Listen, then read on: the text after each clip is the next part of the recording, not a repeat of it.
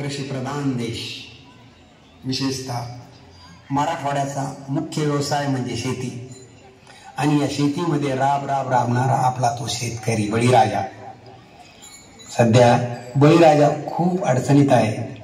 निसर्गाची अवकृपा आणि शासनाचे प्रतिकूल धोरण यामुळे सध्या बळीराजा कोंडीत सापडलेला आहे.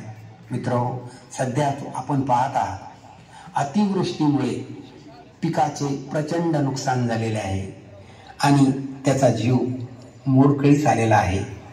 म्हणून आपण या बळीराजाला साथ म्हणून, त्याचा सन्मान म्हणून गीत घेऊन येऊया.